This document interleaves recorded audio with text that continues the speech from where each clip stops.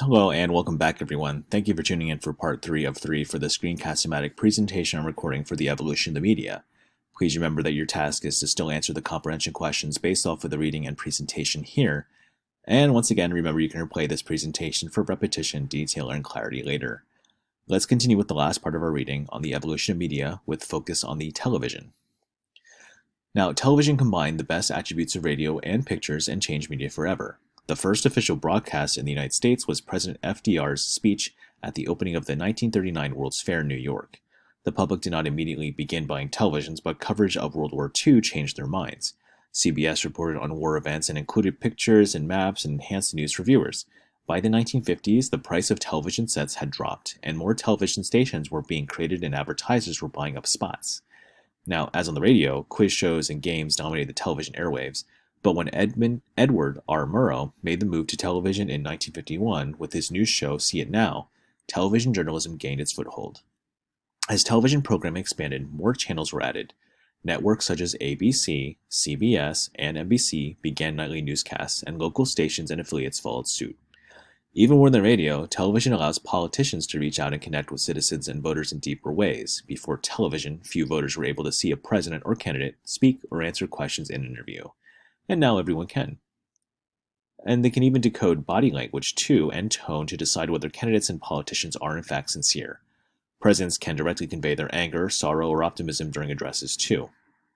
The first television advertisements run by president candidates Dwight D. Eisenhower and Adlai Stevenson in the early 1950s were mainly radio jingles with animation or short question-and-answer sessions.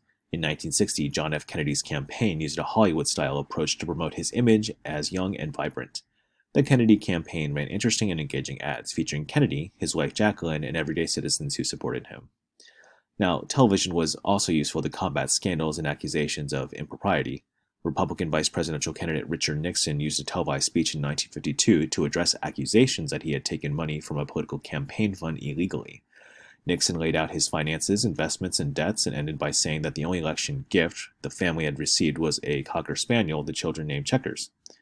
The Checker speech was remembered more for humanizing Nixon than for proving he had not taken money from the campaign account, yet it was enough to quiet accusations.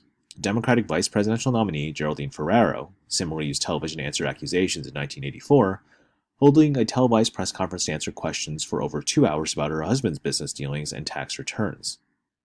Now, in addition to television ads, the 1960 election also featured the first televised presidential debate, and by the time that most households had a television, Kennedy's careful grooming and practiced body language allowed viewers to focus on his presidential demeanor. His opponent, Richard Nixon, was still recovering from a severe case of the flu, and while Nixon's substantive answers and debate skills made a favorable impression on radio listeners, viewers' reaction to his sweaty appearance and obvious discomfort demonstrated that live television had the potential to make or break a candidate.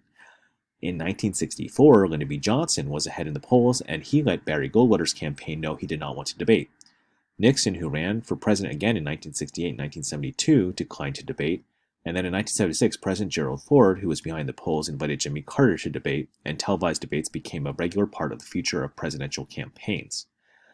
So between the 1960s and 1990s, presidents often used television to reach citizens and gain support for policies.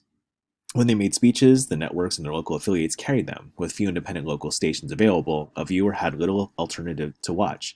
But the golden age of presidential television, presidents had a strong command of the media. Some of the best examples of power occurred when presidents used television to inspire and comfort the population during a national emergency. These speeches aided or rallied around the flag phenomenon, which occurs when a population feels threatened and unites around the president. During these periods, presidents may receive heightened approval ratings, and in part due to the media's decision about what to cover. In 1995, President Bill Clinton comforted and encouraged the families of employees and children killed in the bombing of Oklahoma City Federal Building. Clinton reminded the nation that children learn through action, and so we must speak up against violence and face evil acts with good acts.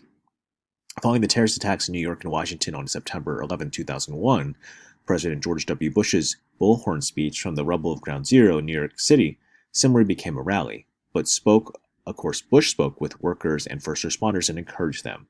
But his short speech became a viral clip demonstrating the resilience of New Yorkers and the anger of the nation. He told New Yorkers, the country, and the world that Americans could hear the frustration and anguish of New York and that the terrorists would soon hear the United States. Following their speeches, both presidents also received a bump in popularity. Clinton's approval rating rose from 46% to 51%, and Bush's from 51 to 90.